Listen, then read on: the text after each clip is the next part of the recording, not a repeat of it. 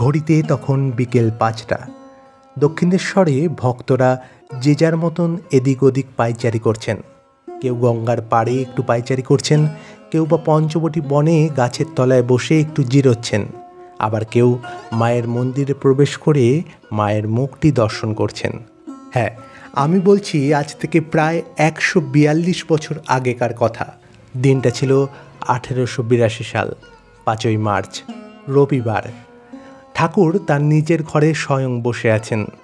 এতক্ষণ ঠাকুর ভক্তদের সাথেই কথা বলছিলেন, কিন্তু যেই ৫টা বাজল সভা ভেঙে গেল। তাই ভক্তরা যে যার মতন একটু এদিক ওদিক ঘুরে বেড়াচ্ছেন। মাস্টারমশাই অর্থাৎ মহেন্দ্রনাথ গুপ্ত ওই পঞ্চবটী বনের দিকটা একটু পায়চারি করছিলেন। কিছুক্ষণ পায়চারি করে তিনি আবার ঠাকুরের ঘরের দিকে ফিরে আসছেন। ঠাকুরের ঘরের দিকে আসতেই তিনি দেখলেন উত্তর দিকের বারান্দায় একটা অদ্ভুত জিনিস হচ্ছে। ঠাকুর স্থিরভাবে দাঁড়িয়ে আছেন, আর ঠাকুরের পাশে নরেন্দ্র গান গাইছেন, আর নরেন্দ্রর চারপাশে ২-৪ জন ভক্তও দাঁড়িয়ে আছে। মাস্টারমশাই গান শুনে একেবারে আকৃষ্ট হয়ে গেলেন।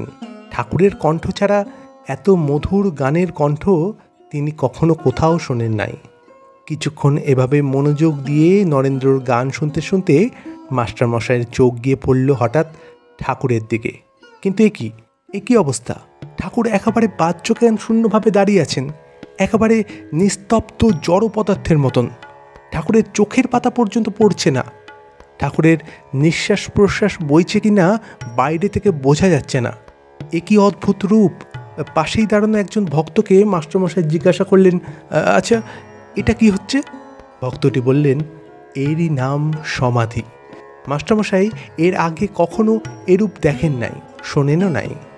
এই প্রথমবার সমাধি অবস্থায় ঠাকুরকে দেখলেন মাস্টারমশাই।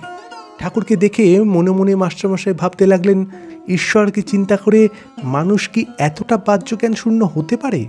না জানি কতদূর বিশ্বাস, কতদূর ভক্তি থাকলে এরূপ হয়। আস্তে আস্তে নরেন্দ্রর গান শেষ হতে লাগলো। ঠাকুর আস্তে আস্তে শিহরিত হতে লাগলেন। ঠাকুরের চোখ দিয়ে আনন্দ অশ্রু বিগলিত হচ্ছে। মাঝে মাঝে যেন কি দেখে হেসে উঠছেন ঠাকুর। এরই নাম কি ভগবানের চিন্ময় রূপ দর্শন? কত সাধন করলে, কত তপস্যার ফলে, কতখানি ভক্তি বিশ্বাস একসাথে মিলিত হলে এই রূপ ঈশ্বর দর্শন হয়। মাস্টারমশাই শুধু সেই কথাই ভেবে চলেছেন।